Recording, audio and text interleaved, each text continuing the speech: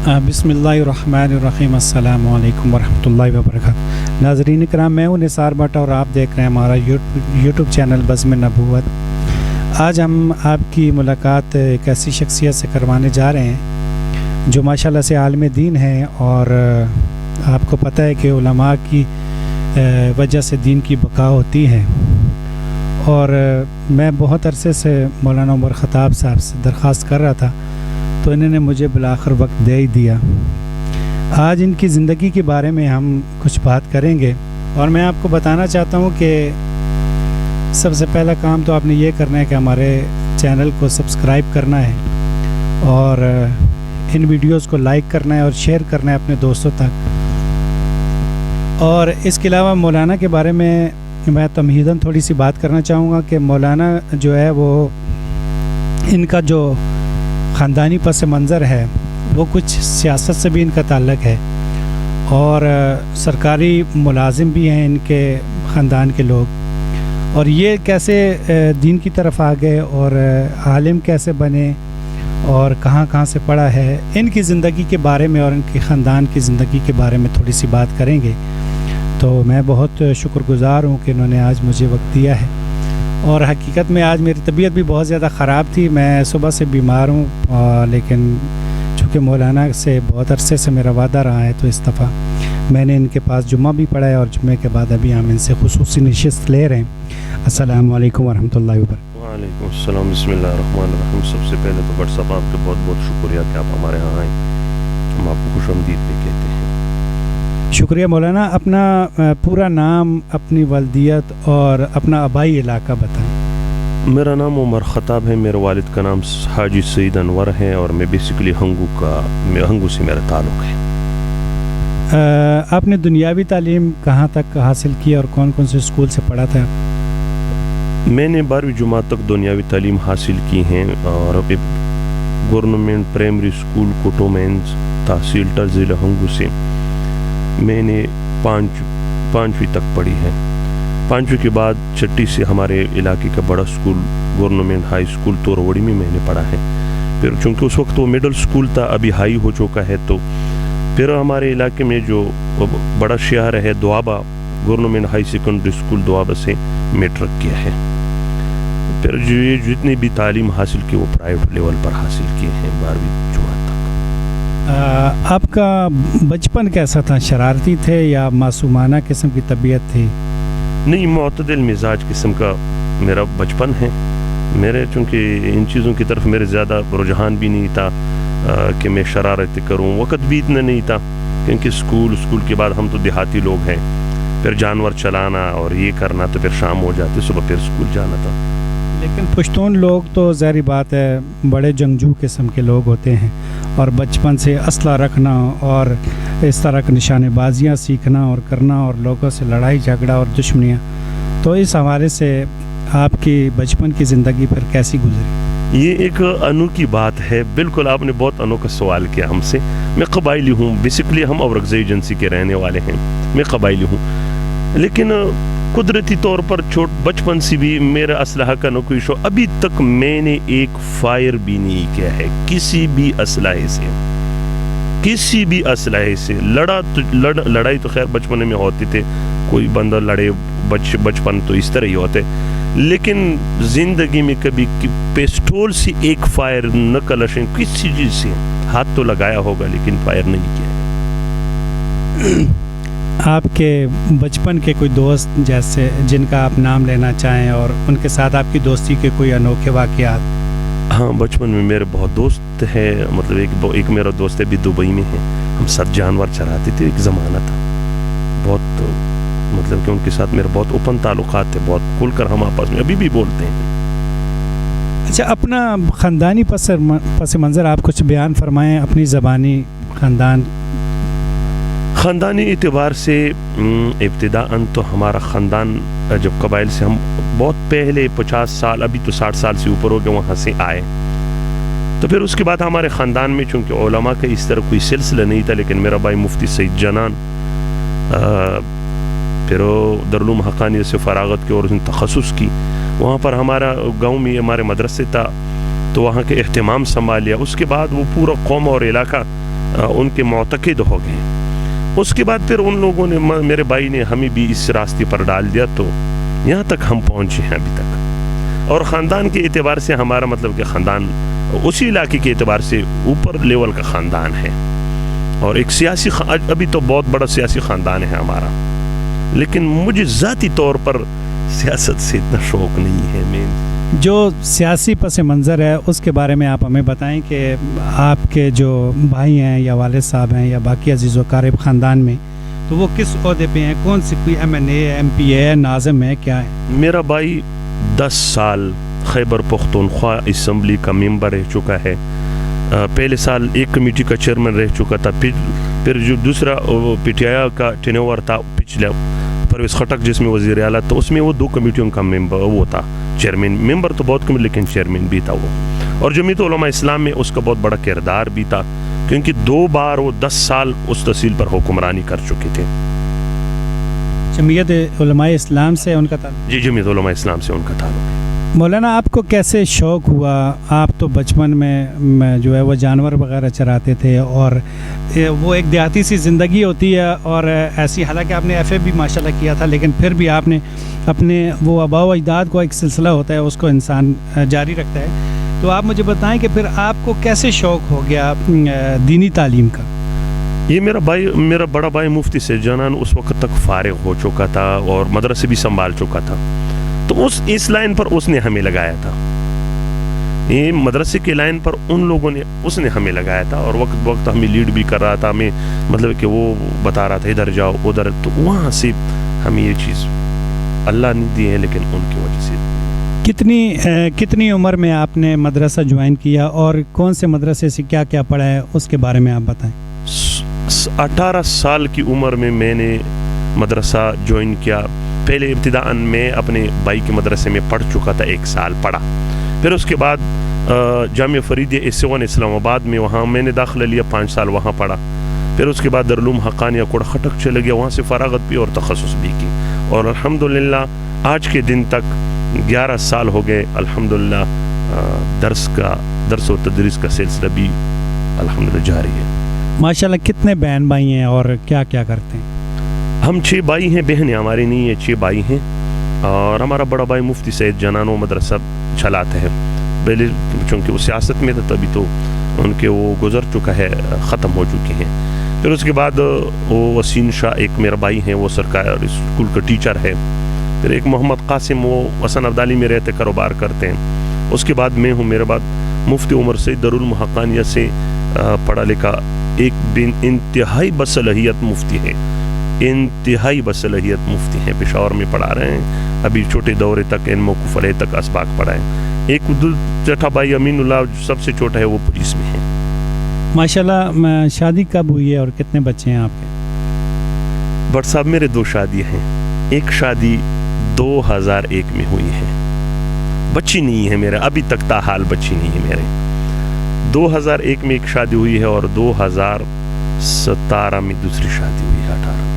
بس اللہ پاک آپ کے لیے آسانیاں فرمائیں, اور اللہ پاک آپ کو اولاد نورینہ سے بھی نوازیں, یہ ہماری دعا ہے انشاءاللہ.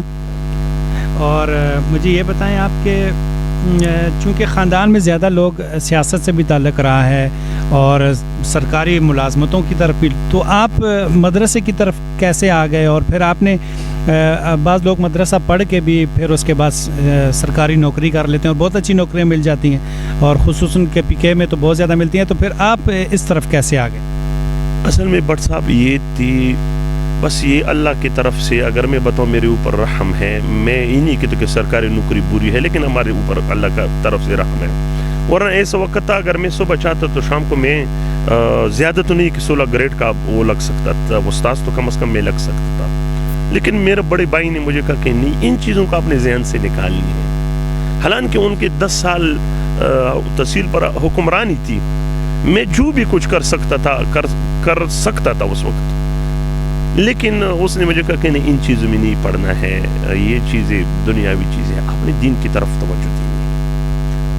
آپ نے ہمارے اس علاقہ تحصیل حسن عبدال اور گاؤں تاس میں آپ نے مدرسہ قائم کیا, یہ کب قائم کیا؟ یہ 2017 میں یہ مدرسہ قائم ہوا. یہ پہلے اس طرح ہوا تھا، اس کے بھی ایک عجیب پس منظر ہے. میں جب وہاں پر ہمارے ہاں حالات بہت خراب ہوئی، یہ جو دہشت گردی تھی عروج پر تھی وہاں، تو چونکہ ہمارے کچھ بچے تھے وہاں، وہ پڑھنے سے بیچارے قاصر ہو گئے، نہیں پڑھ سکتے تھے. تو پھر میرے بھائی وہ یہاں شفٹ کر لے آئے. یہاں ان کے لیے مجھے اپنے بڑے بھائیوں نے کہا کہ ان کے اولاد تھا تو ان کے لیے کوئی ٹیوشن کے لیے استاذ رکھو. تو پھر میں نے دل میں سوچا کہ یار اگر اس کے لیے ٹیوشن کے لیے استاذ رکھوں تو 8-10 بچے اور بھی ساتھ پڑھے، کوئی بات نہیں ہے. یہ جو سامنے آپ کو کمرہ نظر آتا ہے اس میں ہم نے ابتدا کی تھی. پھر بچے بڑھتے بڑھتے 60 ہو گئے، 30 ہو گئے، پھر یہاں گنجا. پھر میں نے 2 سال گھر میں پڑھا اپنے کمرے میں. ایک کمرے میں ہم پردہ کرتے تھے اور ایک کمرے میں 2 قاری پڑھاتے تھے. پھر اس کے بعد اللہ نے ہمیں تھوڑا کھلا جگہ دی ہے، لیکن ابھی اس میں بھی تل بھرنے کا جگہ نہیں ہے، یہاں بہت رش ہوتا ہے. ابھی ماشاءاللہ کتنی تعداد ہوگی؟ یہ ناظرہ کے بچے ہیں محلے کے؟ ہمارے پاس تقریباً حفظ کے 24 بچے ہیں. 24 یا اس سے کچھ کم اور زیادہ حفظ کے بچے ہیں، اور 150 اس سے اوپر یہ ہمارے پاس ناظرے کے بچے. کتنے اساتذہ ہیں؟ اساتذہ ابھی تو 3 رکھے، آئندہ سال کوئی 4 اور 2 اور رکھنے کا بھی ارادہ ہے کہ 5. ماشاءاللہ. اچھا مجھے آپ یہ بتائیں کہ آپ کے پی کے کو چھوڑ کر پنجاب میں دینی مدرسہ قائم کرنے کا آپ کو کیسے خیال آ گیا؟ بٹ صاحب اصل میں اس میں چونکہ میرا بھی تھوڑا بہت مزاجن اعتبار سے میں جامعہ فریدی سے پڑھ چکا ہوں. خیبر پختونخوا میں اکثر مدارس میں اس طرح کوئی قانون نہیں ہوتا ہے. وہاں پر ابھی تو خیر ہے لیکن اس وقت اس طرح کوئی وہ نہیں تھا. تو میں نے دل میں یہ جذبہ ابھی بھی ہے، اس وقت بھی تھا کہ میں ایک ادارہ قائم کر سکوں حسن عبدال کی سطح پر، بلکہ اس پاکستان کی سطح پر، جس میں کوئی منفرد اسی طرح انداز، جس طرح جامعہ فریدہ میں ہم پڑھا، بنور ٹاؤن ہے، دارالعلوم ہے، اسی طرح کوئی ادھر بھی اس طرح ادارہ ہو کہ وہ ادھر کے لوگ اس میں مطلب ایک قریب کے جو خیبر پختونخوا کے بچے ہیں وہ اس میں پڑھیں اور اسی انداز سے پڑھیں. آپ کی اس دینی زندگی اور دینی خدمات پر گھر والوں کا کیا رد عمل ہے؟ مجھے گھر سے بہت شاباش ملتا ہے ان چیزوں پر. ہمارے گھر چونکہ ابتداءً ہمارے گھر چونکہ دینی رجحان بہت زیادہ ہے ہماری طرف، تو مجھے کوئی ایسا رکاوٹ نہیں آئے ہیں کہ میں دل میں سوچوں کہ کبھی میں ان کام کو چھوڑ دوں. نہیں. آپ نے اس مدرسے مسجد کا نام کیا رکھا ہے؟ مدرسے کا نام جامعہ اصحاب صفہ ہے اور مسجد کا نام مسجد مصطفیٰ ہے. ماشاءاللہ ماشاءاللہ.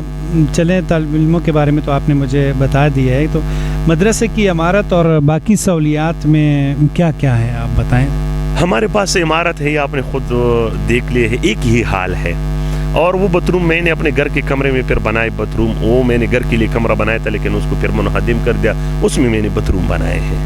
ہمارے پاس تعمیر کے اعتبار سے بہت برا حال ہے. اگر کو آپ کی توسط سے، آپ کے چلنے توسط سے میں ان مخیر حضرات سے اپیل کرتا ہوں، اور ہمارے محتمم بھائی ناراض ہونے کی ٹائل اور ماربل ابھی اور نہ لگاؤ، جو مستحق ہے ان کے ہاں خود آ کر لگائے بس، تاکہ ہمارے ان بچوں کو دیکھو. گرمی میں اگر بٹ صاحب آپ آ جائیں اور ہمارے ہاں حال دیکھیں تو آپ کہیں گے کہ یار یہ ان استاذوں کو بھی سلام کرنا ہے اور ان بچوں کو بھی سلام کرنا. اتنی گرم، کیونکہ یہ اتنا 54 فٹ حال ہے اور اس میں کوئی 160-65 بچہ بیٹھ جائے تو یہ کس طرح یہ گنجائش ہو سکتا ہے. یہ چونکہ ہماری بس مجبوری، ہم کیا کریں. اس کے باوجود بھی، سہولیات نہ ہونے کے باوجود بھی، بچوں کے والدین بچوں کو اس لیے بھیجتے ہیں کہ یہاں تعلیمی معیار اچھا ہے. شاید ہی بچوں کے والدین کا خیال ہوگا انشاءاللہ تعلیمی معیار اچھا ہے، اتنا برا نہیں ہوگا انشاءاللہ. آپ خود اساتذہ سے اس معاملے میں آپ مطمئن ہیں؟ اساتذہ سے بالکل مطمئن ہوں. میں تو کبھی کبھی خود بھی آتا ہوں، خود بھی بچوں کا امتحان لیتا ہوں، اچھے ہیں انشاءاللہ، چلتے ہیں. اس کے باوجود بٹ صاحب ہمارے مدرسے میں دن 5-6 بچے، میں نے استاذوں کا 300 بچوں تک کسی کو آپ لوگوں نے انکار بھی نہیں کرنا ہے.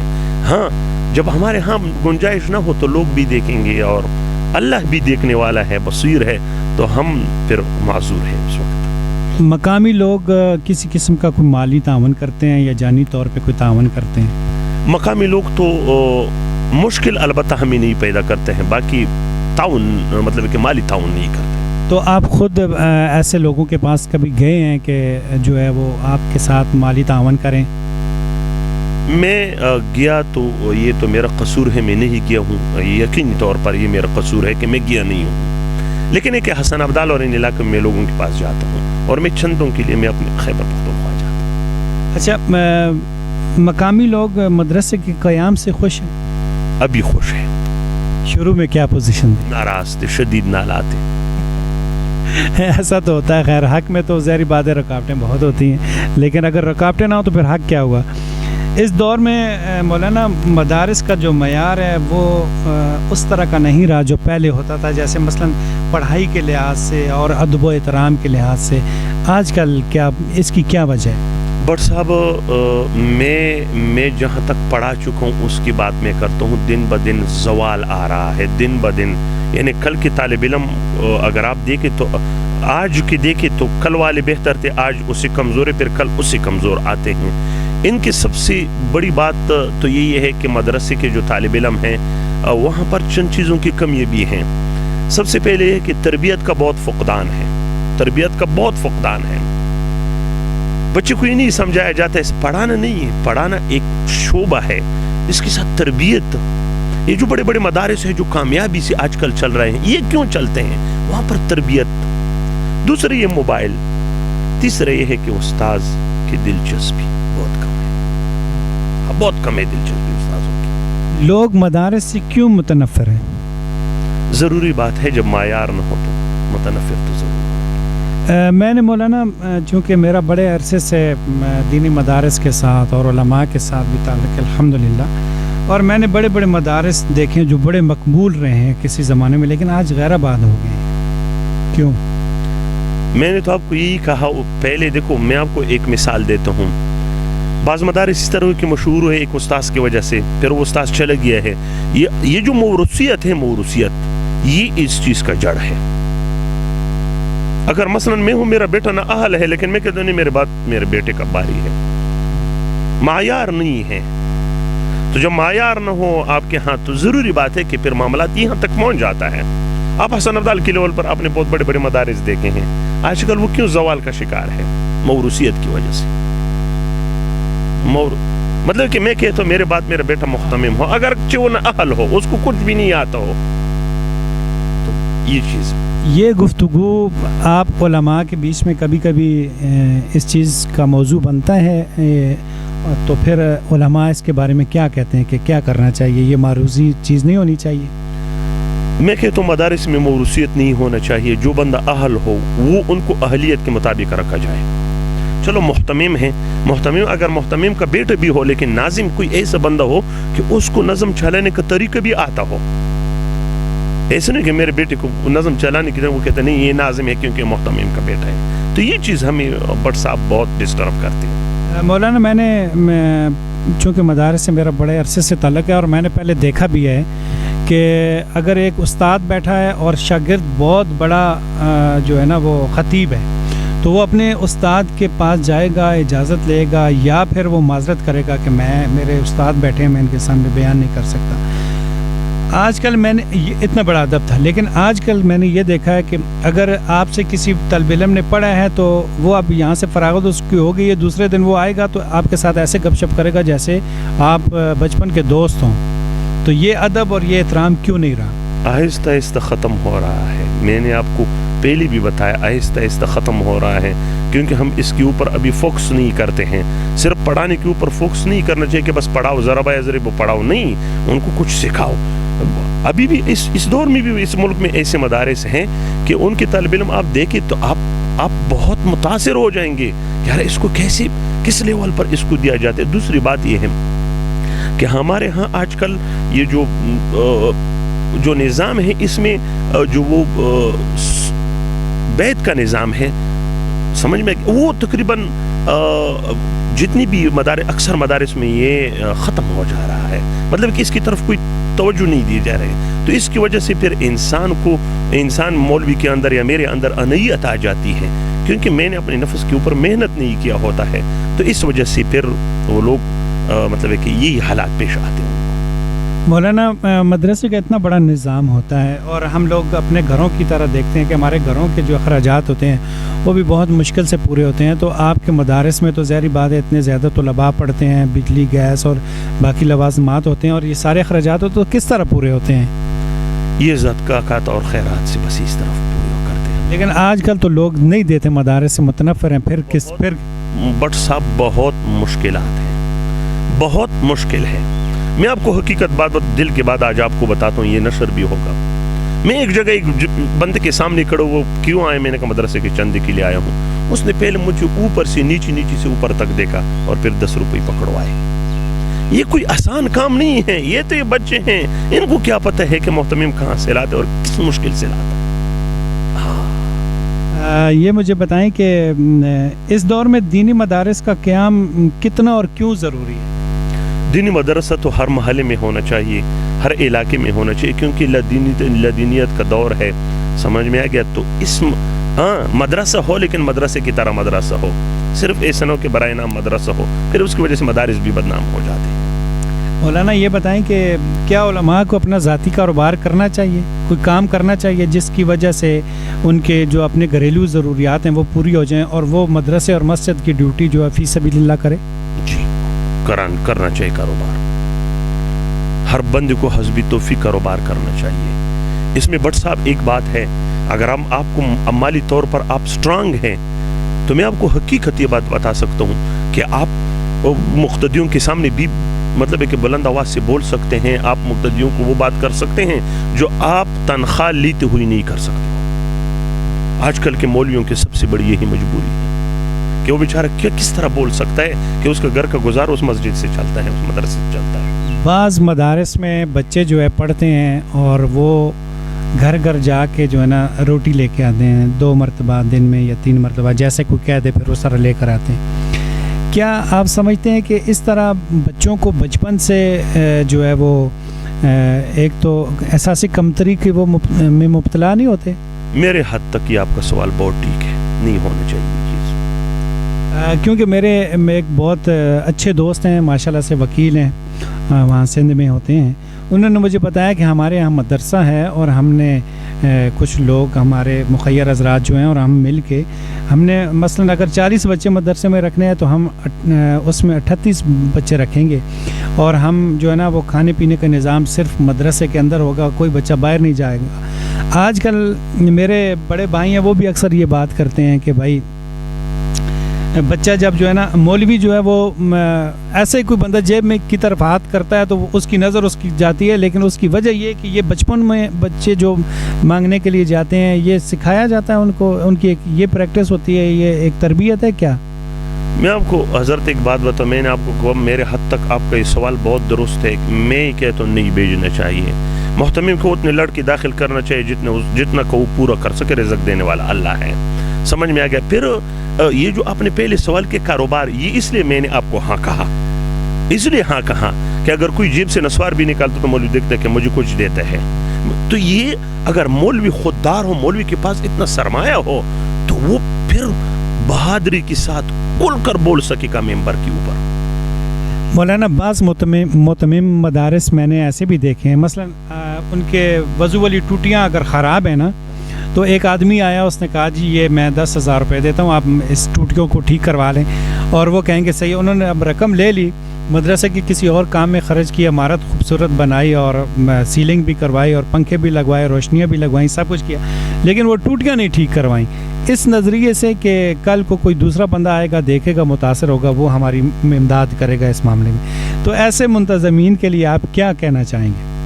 اعتماد دنیا میں ایک چیز ہوتا ہے. اعتماد جب لوگوں کا آپ کے اوپر ہو تو یقینی طور پر کل وہ بندہ آپ کے مدرسے میں آ سکتا ہے, وہ ٹوٹی پیر بھی دیکھ سکتے ہیں, کہیں گے یار ان لوگوں تو میرے پیسے میرے خیال میں کائے ہیں. تو میں کہتا ہوں جو بھی جس چیز کو مد میں چند دے اس میں لگانا چاہیے بس, تاکہ لوگوں کا اعتماد بحال ہو. ایک بندہ دیتا ہے مدرسے کے لیے, اگر جو متمم حضرات ہوتے ہیں وہ اکثر وہ چیزیں اگر گھر پہ خرچ کر لیتے ہیں اپنے گھر پہ, تو یہ اس کے اوپر جائز ہے؟ محتمم کو معقول معاوضہ لینا چاہیے, بس میں یہی کہتا ہوں. معقول مطلب مدرسے میں دی ہوئی چیز جو ہے وہ اس کے گھر کے لیے نہیں لے سکتا. ہاں, محتمم کو معقول معاوضہ لینا چاہیے, کیونکہ اس سے پھر لوگوں کی بد اعتمادی بڑھ جاتی ہے. مجھے یہ بتائیں کہ چونکہ میرا تعلق سوشل میڈیا سے آپ کو پتہ ہے, تو آپ سوشل میڈیا کو کس نظر سے دیکھتے ہیں؟ بہترین چیز ہے, جو اچھا استعمال کرتا بہترین چیز ہے. بٹ صاحب آج میں اور آپ بیٹھے ہیں, کس وجہ سے بیٹھے ہیں؟ آپ کوئی برابر صحافی تو نہیں ہو کہ آپ ٹی وی پر بیٹھ کر, اس سوشل میڈیا کی وجہ سے ہم آپ کو جانتے ہیں, آپ مجھے بہترین چیز ہے. مجھے یہ بتائیں کہ آپ کیا سمجھتے ہیں کہ سوشل میڈیا جو ہے وہ دین اور دنیا کو ہر آدمی تک بآسانی پہنچا سکتا ہے؟ جی کیوں نہیں پہنچا سکتا، عورت مرد سب کو پہنچا سکتا ہے۔ آج کل ہر ایک کی جیب میں اتنا بڑا موبائل پڑا ہے۔ پھر یہ جو لوگ تبلیغ میں جاتے ہیں اور پوری دنیا میں جا کے تبلیغ کرتے ہیں، یہ سوشل میڈیا وہی تبلیغ ہے کہ نہیں ہے؟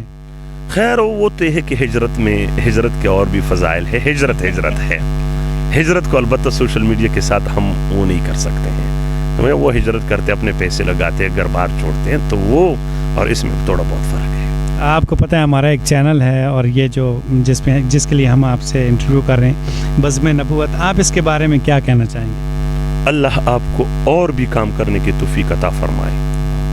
اللہ آپ کو اور بھی کام، تو جس طرح آپ ایک دیندار لوگوں کا آواز بنے ہو، آپ کو اللہ اور بھی اس کا توفیق عطا فرمائے۔ اچھا مولانا، کچھ تھوڑے سے تلخ قسم بھی سوال آ جاتے ہیں بیچ میں، تو میں یہ پوچھنا چاہوں گا کہ یہ جو دیوبند مسلک ہے، اس میں کچھ جماعتیں اب ایسی بھی بن گئی ہیں کہ دیوبند کے اندر بھی لوگ ایک دوسرے کے اوپر کفر کے فتوے دے رہے ہیں اور آپس میں اختلاف بہت زیادہ بڑھ رہا ہے۔ آپ اس اختلاف کو اور ان جماعتوں کو کیا سمجھتے ہیں؟ میں صرف ان سے اپیل کرتا ہوں کہ خدا را ان چھوٹی چھوٹی چیزوں پر کسی کو مسلمان اور کافر نہ بناؤ۔ بس اپنے اسلاف کو دیکھو، اپنے بڑوں کو دیکھو، بس میں یہ کہہ سکتا ہوں ان لوگوں کو۔ اکابرین دیوبند کے صحیح مسلک پر کون سے دیوبندی جماعتیں چل رہی ہیں؟ میں جس نظریے کا بندہ ہوں، میں اپنے نظریے کے کہتا ہوں، میں تو کہتا ہوں کہ بعض جو ایسے مسالک ہیں، ایسے فرقے ہیں جو بالکل دین کے ساتھ اس کا تعلق نہیں ہے، وہ تو اور بات ہے۔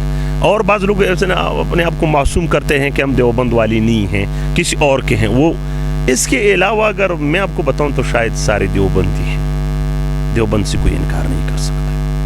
اچھا یہ مجھے بتائیں، عقائد میں تھوڑا بہت اختلاف آ سکتا ہے، لیکن وہ اختلاف حل طلب ہے۔ اگرچہ بعض لوگ ان کو ہوا دے رہے ہیں اور وہ اس اختلاف کی وجہ سے کھا رہے ہیں۔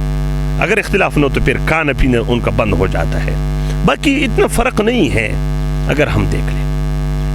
علماء کے کردار کو معاشرے کے لیے کیوں غلط بنا دیا گیا ہے؟ علماء کا کردار معاشرے کے لیے غلط نہیں بنا گیا ہے، ہاں بعض کوتاہیوں کی وجہ سے بس بدنامی تھوڑا بہت ہوئی ہے۔ پہلے لوگ علماء کی ایک خاص عزت کرتے تھے، لیکن آج کل ایسا نہیں ہے۔ بس آج کل کے نوجوان شاید یا نیک بخت یا کم بخت ہو، ان کے دل میں یہی ڈالا گیا ہے کہ علماء سے جان چھڑاؤ۔ حالانکہ علماء معاشرے کا روح ہے۔ جس معاشرے میں کا علماء نہ ہو، جن علاقوں کا علماء نہ ہو، وہ عرب کے حکمرانی دے کے وہاں پر کوئی بول بھی نہیں سکتا ہے۔ آپ کو پتہ ہے بول سکتے ہیں، وہ غیر ملکوں کے وہ دیکھیں، تو علماء کا قدر کرنا چاہیے، نوجوانوں کو علماء کا قدر کرنا چاہیے۔ علماء کے بتائے ہوئے علم پر لوگ کیوں نہیں عمل کرتے؟ اگر علماء عالم خود عمل کرے تو انشاءاللہ لوگ بھی عمل کرے گا۔ کیا مولانا علماء خود 100% شریعت پر عمل کر رہے ہیں؟ نہیں۔ اس کی کیا وجہ؟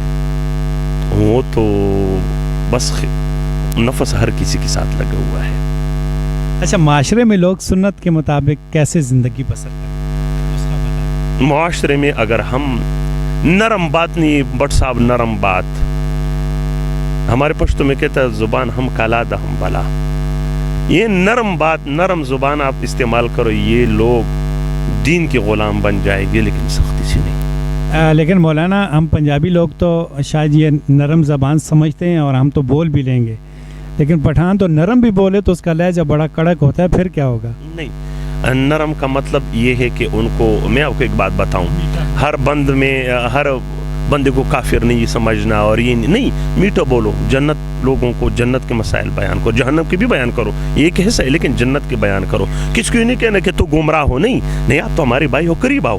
ہمارے معاشرے میں تبلیغ حضرات چلتے ہیں، وہ کس طرح کام کرتے ہیں؟ وہ کیوں اتنے بڑے بڑے کرکٹر، اتنے بڑے بڑے جو گانوں والے ہیں، فلمی لوگ ہیں، یہ باہر ملکوں میں غیر مسلم کو مسلمان کیوں کرتے ہیں؟ اخلاق، اور نبی کرم صلی اللہ علیہ وسلم کی جو ملک کی زندگی تھی وہ بھی اخلاق کرنا ایک نمونہ تھا۔ مولانا اپنی زندگی کا ایسا کوئی یادگار واقعہ جو آج تک آپ نے کسی سے شیئر نہ کیا ہوں، ہمارے چینل کے توسط سے ہمارے ناظرین کو ضرور بتائیں۔ اسی طرح تو میں آپ کو کیا بتاؤں کہ میں نے کیا واقعہ زندگی کے، بس زندگی کے ایک انوکھے بعض ایک واقعہ سناتا ہوں۔ میں پہلے اپنی شادی کا واقعہ آپ کو سناتا ہوں کہ میں نے 2 شادیاں کیے ہیں، دوسری میں بھی بیمار تھا. پہلے میں جامعہ فریدہ میں پڑھتا تھا. یہ زندگی میرا ایک انوکھا اس طرح وہ حالات تھے کہ مجھے اپنی شادی کا پتہ نہیں تھا کہ آپ کی شادی ہوئی ہے.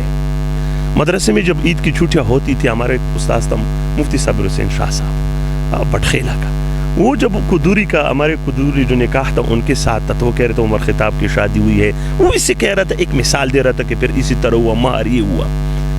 عید پہ جب بقر عید پہ ہم آتے تھے تو لوگوں کو 14 دن کی چھٹی دی دی. اور وہ ناظم مولانا عبدالقیم صاحب چونکہ میرے بھائی کا دوست تھا، وہ جامعہ امدادیہ اسلام فیصل آباد میں رہ چکے تھے ساتھ، تو اس نے میرے اور میرا چچا زاد بھائی تھا، اس کو 19 دن کی چھٹیاں دی. میں دل میں سوچا یار یہ 5 دن ہمیں کیسے ملے، کیونکہ وجہ میں فریدی میں تو 1 دن کی چھٹی لینی بھی بہت مشکل تھی. تو جب گھر آ گیا تو میرے عادت میں ماں باپ کے ساتھ پہلے ان کے ساتھ نہیں کمرے میں نہ ہو، کیونکہ آپ کی شادی ہوئی ہے، مبارک. میں نے کہا خیر مبارک. بس نہ کپڑا نہ جوڑا، نہ مجھے پتہ اس چیز کا کہ کب میری شادی ہوئی ہے. نہیں، نکاح کب ہوا تھا؟ نکاح میرے بھائی نے کیا تھا، بس والد نے وہ اختیارات استعمال کی تھی. لیکن آپ کے علم میں نہیں تھا؟ نہیں، میرے علم میں نہیں تھا. بعد میں پھر تو وہ قدوری والی بات سچ ہوئی. سچ ہوئی، یہی بات ہے بس زندگی میں. اچھا یہ مجھے بتائیں، 2 سوال ہیں باقی. ایسی کون سی دعا ہے جو آپ اللہ تبارک و تعالیٰ سے اکثر مانگتے ہیں؟ بس میں تو بعض چیزوں میں اس طرح ہوں کہ میں اتنا بزرگ تو بھی نہیں ہوں، لیکن ایک بات کرتا ہوں، یا اللہ عافیت نصیب فرما. اور یہ مانگتا ہوں یا اللہ اس دن میں جتنی بھی خیر ہے مجھے اور میرا بھائیوں اور سب مسلمانوں کو جتنے شر ہے ان سے ہمیں بچا دے. پوری دنیا کے مسلمانوں کے لیے کیا پیغام ہے آپ؟ اتحاد و اتفاق اور دین پر چلنا، بس میرے سمیت. اور آخر میں یہ پیغام اپنے دوستوں کو دینا چاہتا ہوں. یہ ہماری مدرسہ ہے، مخیرہ حضرات سے خاص کر ہمیں بہت شدید ضرورت ہے. ابھی 18 فروری کو ہماری دستربندی، دوسری سالانہ دستربندی ہونے والی ہے. 18 17 16 بچے اس میں وہ کرتے ہیں، ان کی دستربندی ہو رہی ہے. ہمارے پاس جگہ نہیں ہے، بہت پریشان ہے، کیونکہ ابھی اللہ کرنے والا ہے لیکن بارش وغیرہ ہو جائے تو ہمارا پروگرام خراب ہوتا ہے. جس کی بھی حسب توفیق ایک کمرہ بھی بنانا چاہتے ہیں، ہمارے استاذوں کے بہت چھوٹا کمرہ ہے، ایک ہی کمرہ ہے. اگر کمرہ ایک بنانا چاہتے، 2 بنانا چاہتے، مدرسے کے چردیواری کرنا مدرسے کے چاہتے ہو، کوئی برآمدہ بنانا چاہتے ہو، تو براہ کرم خود آ کر خود اس تعمیر کا جائزہ بھی لے لے اور خود یہ جو بنانے والے ان کو بھی لے آئے، تاکہ ہمارے لیے، چونکہ یہ بہت پسماندہ آبادی ہے اور یہاں پر سارے یتیم بچے پڑھتے ہیں، تاکہ ان کے لیے کچھ آپ کر سکے. مخیر حضرات، اللہ تعالیٰ نے سار بٹ صاحب کو بھی جزائے خیر عطا فرمائے کہ ہمارے جیسے لوگوں کے پاس آ کر اس نے انٹرویو کو. واخر دعوانا الحمدللہ رب العالمین. جزاکم اللہ خیر اکثر الجزا. مولانا آپ کا بہت شکریہ، آپ نے وقت دیا اور اللہ تبارک و تعالیٰ آپ کو اس کا اجر عظیم عطا فرمائے. ناظرین اکرام، یہی بات میں کرنا چاہ رہا تھا آخر میں، جو مولانا عمر خطاب صاحب نے کر دی ہے کہ مدرسے کی پوزیشن اس طرح کی ہے، یہاں بچے ماشاءاللہ کافی پڑھنے آئے، لیکن آبادی پسماندہ ہے، تعاون کرنے والے کوئی خاص لوگ نہیں ہیں. محبت بھی ابھی ان کے دل میں اٹھی ہے اور اللہ ان کو بھی جزائے خیر دے، اس پہ بھی کافی ہے. لیکن بہت سارے لوگ ایسے ہیں جو اپنا پیسہ، اپنی حلال کمائی کا حلال رزق جو ہے وہ کسی اچھے مصرف پہ خرچ کرنا چاہتے ہیں. تو واللہ میں آپ کو گارنٹی کے ساتھ کہہ سکتا ہوں کہ انشاءاللہ اس مدرسے میں آپ آ کر اگر تعاون کریں گے، خود آئیں، اس کا وزٹ کریں.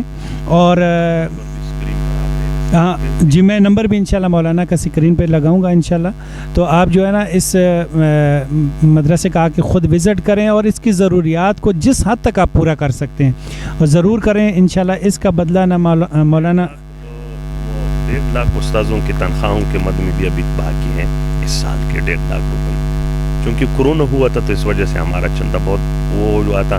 باقی جو ہمارے پاس پیسے تو میں نے باتھ روم بنائے، اس وجہ سے بھی لگے، تو اس وجہ سے مخیر حضرات سے اپیل ہے. تو آپ ضرور آ کے اس مدرسے میں خود آ کے جتنی آپ کی توفیق ہے اتنا کام کروائیں، خود کام کریں. آ کے جس حال میں بھی آئیں گے آپ کا بہت شکریہ ہوگا انشاءاللہ، اور اللہ آپ کو اس کا جزائے خیر دیں گے. تو انشاءاللہ آپ حضرات کا بھی بہت شکریہ. آپ نے دیکھا, آپ سے آخری گزارش یہ ہے کہ آپ ہمارے چینل کو سبسکرائب کریں اور اس ویڈیو کو لائک کریں اور اس کو پوری دنیا کے مسلمانوں تک اس وجہ سے شیئر کریں کہ اس خدمت خلق کے اس کام کے اندر جو ہے نا ہمارا اور آپ کا حصہ پڑ جائے, کہ کسی آدمی نے آپ کے ہمارے کہنے سننے سے اور ہمارے اس ویڈیو کو شیئر کرنے سے, اور جس مخیر حضرات کے پاس یہ ویڈیو جائے گی اور اس کے دل میں اگر اللہ نے ڈال دیا, تو انشاءاللہ جتنے ساتھی اس میں معاون بنیں گے شیئرنگ میں, انشاءاللہ اس کو بھی قیامت تک اس کا اجر عظیم ملتا رہے گا. اور آپ حضرات کا بہت شکریہ کہ آپ نے ہمارے اس ویڈیو کو دیکھا اور وقت نکالا, اور انشاءاللہ ہم جو ہے اگلی دفعہ بھی کسی ایسی معتبر شخصیت کے ساتھ ملاقات کریں گے اور آپ کے سامنے اس ویڈیو کو لائیں گے انشاءاللہ. اور میں مولانا کا ایک مرتبہ پھر بہت شکریہ ادا کرتا ہوں کہ انہوں نے آج ہمیں وقت دیا ہے, اور اللہ پاک ان کو جزائے خیر دے. اپنا بہت خیال رکھیے گا. السلام علیکم ورحمۃ اللہ وبرکاتہ. یہ تھی مولانا وہ باتیں